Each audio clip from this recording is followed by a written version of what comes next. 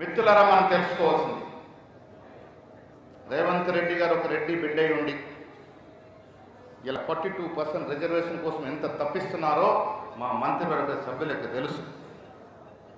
మా సీనన్న, మా సీతక్క, మా సుదర్శన్ రెడ్డి, మా సురేఖమ్మ, ప్రభాకరు, సీఎం మొత్తం వాటికి ఉన్నటువంటి బీసీలు కానీ ఎమ్మెల్యేలు ఎమ్మెల్సీలు అందరూ తప్పిస్తా ఉన్నారు. ఎందుకంటే ఇది కాంగ్రెస్ పార్టీ ఇచ్చిన మాట. కాంగ్రెస్ ఒక పార్టీ ఇస్తే మా అందరికి శిరోధార్యం. అందుకే అందరం రెడ్డి అయినా, వెలమైనా, బ్రాహ్మణ అయినా, ముస్లిం సోదరు మా సెడ్డిరలి అయినా ఎందుకు తప్పిస్తా ఉన్నామంటే ఇది కాంగ్రెస్ పార్టీ ఇచ్చిన మాట. కట్టుబడి ఉండాలని, ఉంటాము, తెచ్చుకుంటాము. ఇలా మీ మోడీని పట్టుకొని మీరు ఆపచ్చు. ఎన్ని రోజులు ఆపుతారు? మా అంటే ఇంకో 3 ఏళ్ళు ఆపుతారు.